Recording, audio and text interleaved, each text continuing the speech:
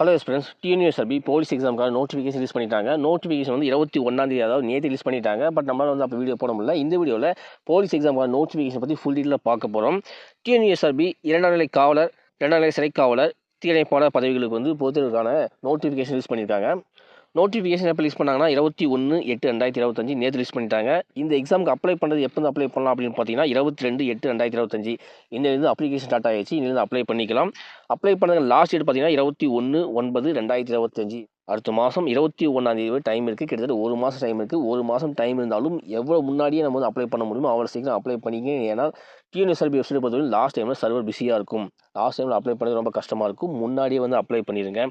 So நம்ம apply பண்ணும்போது தவறு பண்ணிட்டோம், அதை எடிட் பண்ணோம்னா 25/9/2025 நம்ம எடிட் பண்ணிக்கலாம். அடுத்து வந்து எக்ஸாம் டேட் பார்த்தீங்கன்னா 9/11/2025.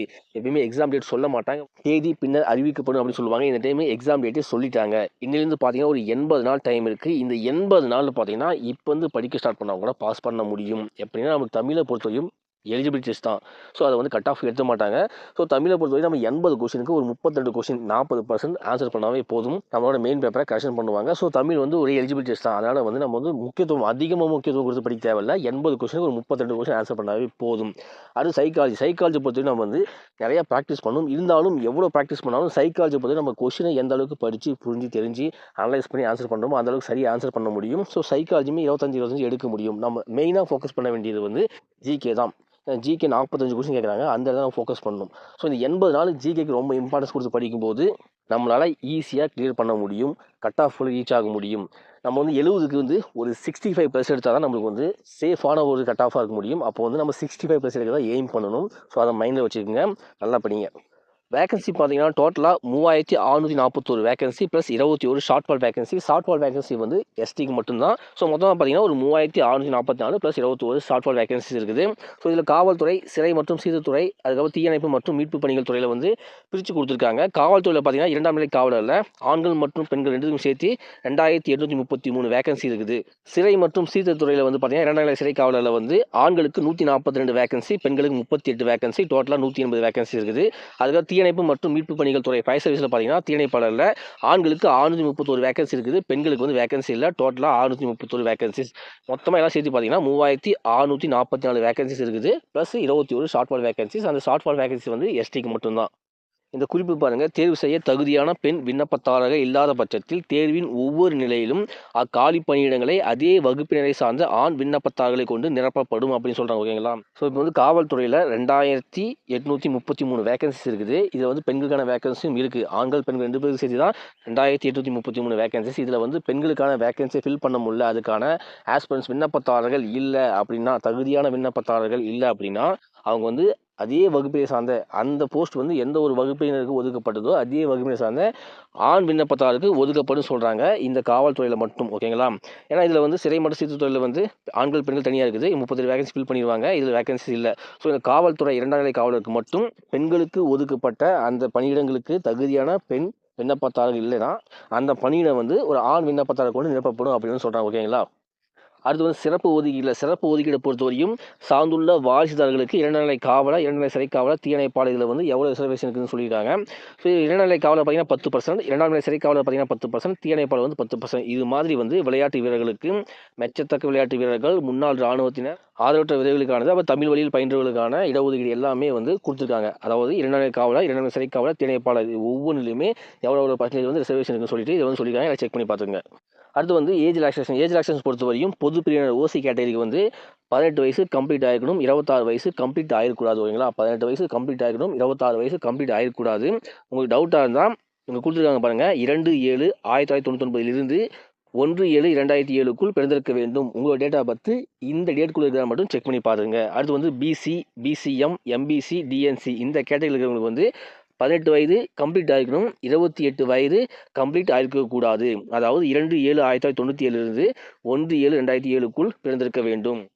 அடுத்து எஸ்சி, எஸ்சிஏ, எஸ்டிக்கு வந்து 18 வயது கம்ப்ளீட் ஆகிருக்கணும், 31 வயது கம்ப்ளீட் ஆகிருக்கக்கூடாது. அதாவது 2/7/1994 1/7/2007 பிறந்திருக்க வேண்டும். அதுக்கப்புறமா 3ஆம் பாலினத்தவருக்கு வந்து 18 வயது கம்ப்ளீட் ஆகிருக்கணும், 31 வயது கம்ப்ளீட் ஆகிருக்கக்கூடாது. அதுக்கப்புறம் ஆதரவற்ற விதவைக்கு வந்து 18 வயது கம்ப்ளீட் ஆகிருக்கணும், 37 வயது கம்ப்ளீட் ஆகிருக்கக்கூடாது. அடுத்து வந்து எக்ஸ் சர்வீஸ்மேனுக்கு வந்து 47 வயசு கம்ப்ளீட் ஆகிடக்கூடாது. ஓகேங்களா? இப்போ முன்னாடி பார்த்து வந்து சிறப்பு ஒதுக்கீடு, இதில் வந்து வகுப்பு வாரி இடஒதுக்கீடு எல்லாருமே காமனாக கொடுப்பாங்களா, அது இருக்குது. பொதுப்பிரிவினர் ஓசி கேட்டகரி 31%, பிசிக்கு வந்து 26.5%, பிசிஎம் பிற்படுத்தப்பட்ட வகுப்பினர் இஸ்லாமியர் பிசி முஸ்லீமுக்கு வந்து 3.5%, எம்பிசி டிஎன்சிக்கு வந்து 20%, எஸ்சிக்கு வந்து 15%, எஸ்சிஏக்கு வந்து 3%, எஸ்டிக்கு வந்து 1%. ஸோ முன்னாடியே பார்த்தோம்ல, சிறப்பு ஒதுக்கீடுன்னு சொல்லிட்டு சார்ந்துள்ள வாரிசு, விளையாட்டு வீரர்கள், மெச்சத்தக்க விளையாட்டு வீரர்கள், ஆதரவற்ற விதவை, எக்ஸ் சர்வீஸ்மேன் அவங்களுக்கு இடஒதுக்கீடு கொடுத்துருந்தாங்கல்ல, அதுக்கான ரூல்ஸ் அந்த நிபந்தனைகள் இருக்குது. ஸோ அதை வந்து படித்து பாருங்கள். சார்ந்துள்ள வாரிசுக்கான 10% இடஒதுக்கீட்டின் கீழ் விண்ணப்பத்தாக்கான தகுதிகள். ஸோ இந்த தகுதிகள் இருந்தால் தான் நீங்கள் வந்து எலிஜிபிள் ஆக முடியும். ஸோ இதெல்லாம் படித்து பார்த்துங்க.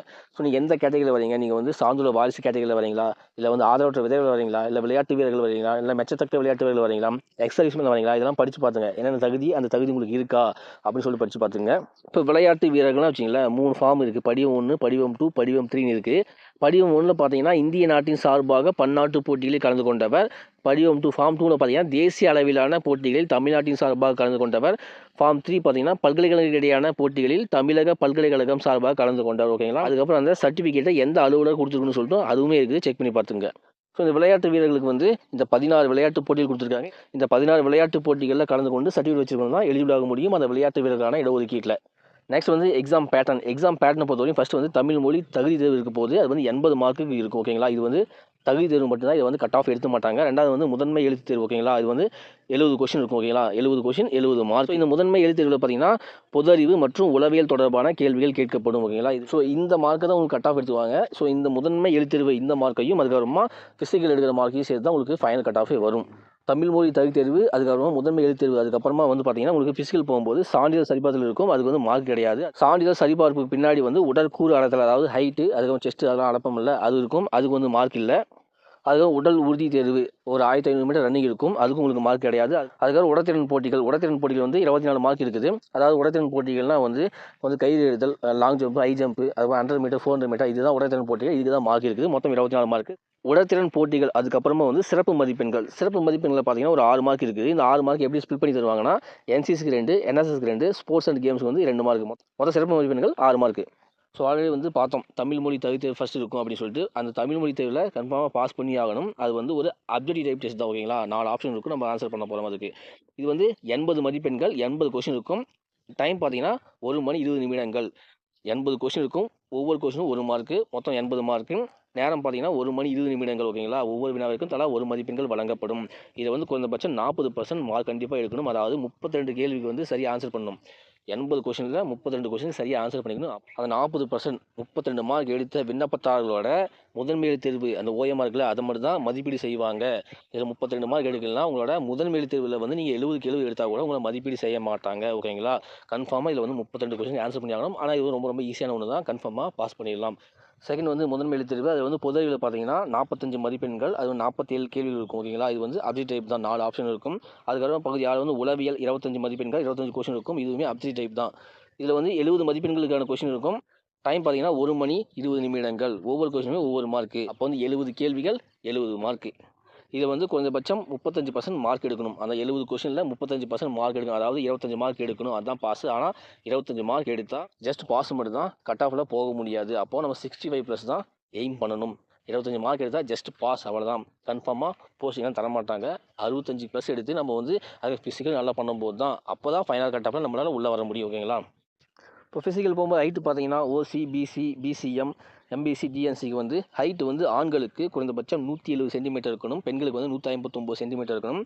எஸ்சி, எஸ்சிஏ, எஸ்டிக்கு வந்து ஆண்களுக்கு குறைந்தபட்சம் 167 சென்டிமீட்டர் இருக்கணும். பெண்களுக்கு வந்து 157 சென்டிமீட்டர் இருக்கணும் ஹைட்டு. அடுத்து வந்து செஸ்ட் மெஷர்மெண்ட் ஆண்களுக்கு மட்டும் சாதாரண நிலையில் வந்து 81 சென்டிமீட்டர் இருக்கணும். மூச்சு உள்ளிருக்கிற நிலையில் வந்து 5 சென்டிமீட்டர் வந்து விரிவடைந்திருக்கணும். ஓகேங்களா? மொத்தமாக 86 சென்டிமீட்டர் இருக்கணும். அதுக்கு மேலே எவ்வளோ பரவாயில்ல, ஆனால் அது கம்மியாக இருக்கக்கூடாது. ஸோ ஹைட்டு செஸ்ட் மெஷர்மெண்ட்லாம் பண்ண பின்னாடி ஆண்களுக்கு வந்து 1500 மீட்டர் தூரத்தை வந்து 7 நிமிடங்களை கடக்கணும். ஓகேங்களா? 7 நிமிடம் அது கம்மியாக கடக்கணும். அதுக்கு மேலே போனால் எலிஜிபிள் கிடையாது, டிஸ்குவாலிஃபை பண்ணிடுவாங்க.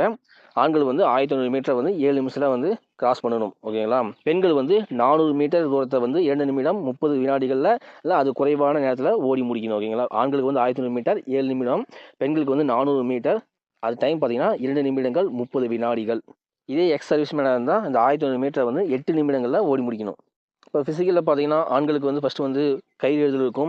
அதில் வந்து ஸ்டார்ஸும் தராங்க, ஸ்டார்ஸும் மார்க்கும் தருவாங்க. இப்போ வந்து 5 மீட்டருக்கு கம்மியாக ஏறினோம்னா 0 ஸ்டார். உங்களுக்கு வந்து அந்த 0 ஸ்டாருக்கு மதிப்பெண்கள் கிடையாது.